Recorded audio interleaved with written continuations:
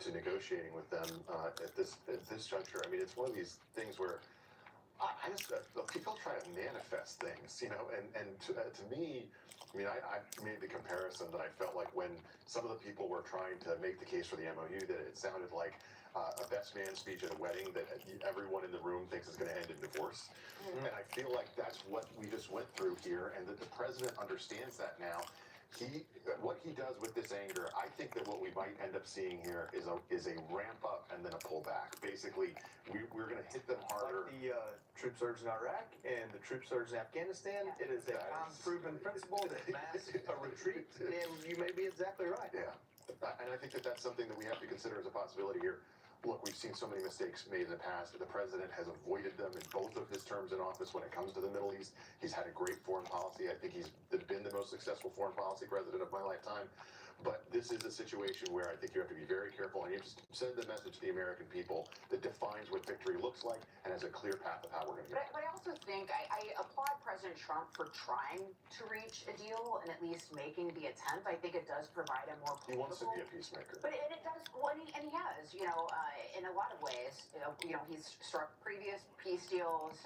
Obviously, that's very important to him, and it also gives him some political cover, both with the American people to be like, look, I'm trying to settle this, I'm trying to do it diplomatically, and potentially with some of our allies and the regional partners in the Gulf as well, of, look, we're trying our best here to resolve this. I want to say real quick, it sounds like we're being really down on this and very critical, and to some extent we are, because it's war, and nothing about war is ever good. The President of the United States will tell you that. That's how I feel, having fought a couple of them. I just want to remind people, World Cup, the Freedom 250 celebrations, there are primaries going on all over. There are high political figures with some sort of protective service all over the country all the time. We've had, the border has closed down. We've had a changeover for leadership at Homeland Security, and in the midst of all that, this president and this administration has done a really good job at tightening up security in this country. We hear Kash Patel about once every couple of months come out and tell us about some FBI, something that they've done to find and execute on terrorists trying to plot something that they were able to stop with the help of local law enforcement and others. What this administration is doing to keep Americans safe is, I believe, something that if all these other headlines weren't happening, we would be talking about right now as news. It is really exciting to say that when you have people that want to and come in and try to, you can actually secure this country and keep us safe. This part is the part that's left open, but it comes after so many other wars the president stopped, the successful mission in Venezuela. So it isn't like the administration is failing to keep us safe. It's that this is a big enemy with a lot of connections to Russia, China. It's a global fight that's happening in Iran, and there isn't a clear answer. There are a lot of Republicans in Washington who need to learn how to talk like what you just did. Right. If they're going to have any hope in November. Well, luckily we got a lot of time to talk about it, and also this, coming up, a low flyover by the iconic Blue Angels upset the far-left media who seem to hate the sound of freedom. Plus, Mamdani's Skid Row is growing in the Big Apple, but the socialist mayor is more focused on arresting Israel's prime minister.